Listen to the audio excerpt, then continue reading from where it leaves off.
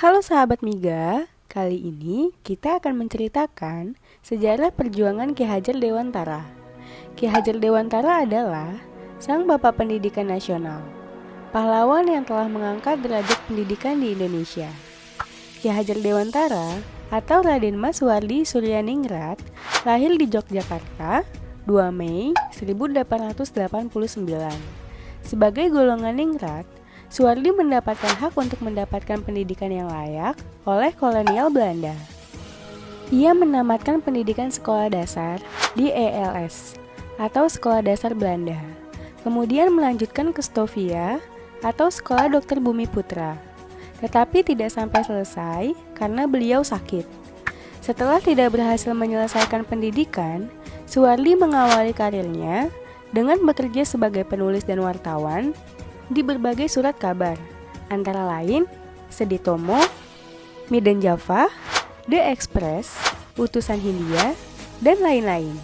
Suwardi tergolong sebagai penulis yang handal. Tulisan-tulisannya komunikatif, tajam, dan patriotik, sehingga mampu membangkitkan semangat anti-kolonial bagi pembacanya. Selain rajin sebagai wartawan muda, ia juga aktif dalam organisasi sosial dan politik pada tahun 1908.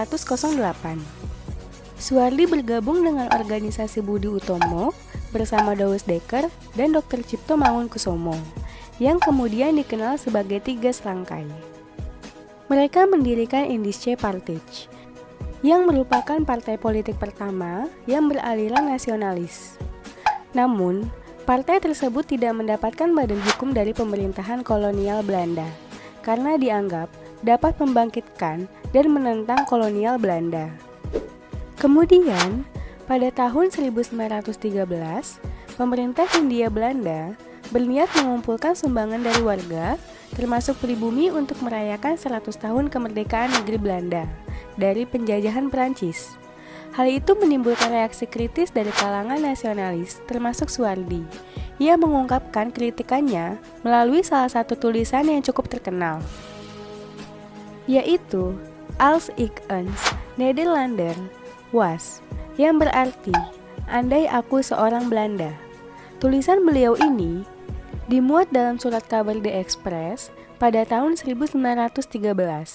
Isi tulisannya, sekiranya aku seorang Belanda, aku tidak akan menyelenggarakan pesta-pesta kemerdekaan di negeri yang telah kita rampas sendiri kemerdekaannya. Sejajar dengan jalan pikiran itu, bukan saja tidak adil, tetapi juga tidak pantas untuk menyuruh inlander memberikan sumbangan untuk dana perayaan itu.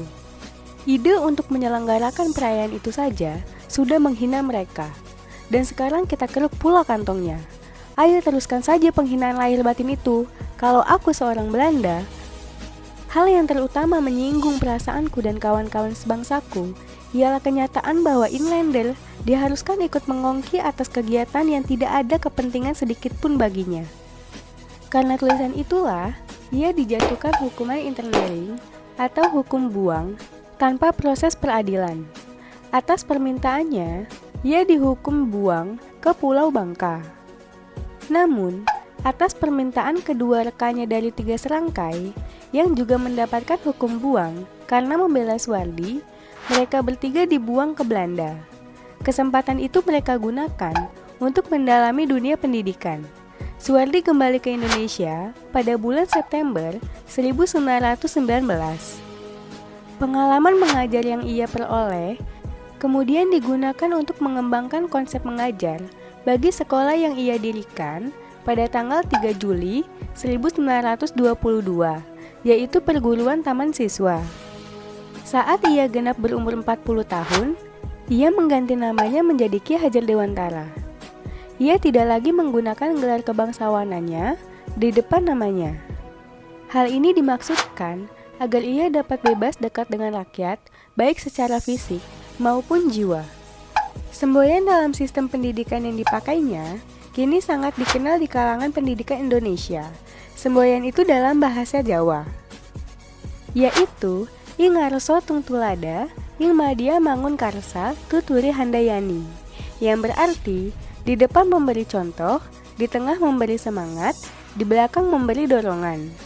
Ki Hajar Dewantara meninggal dunia di Yogyakarta tanggal 26 April 1959 dan dimakamkan di Taman Wijaya Brata.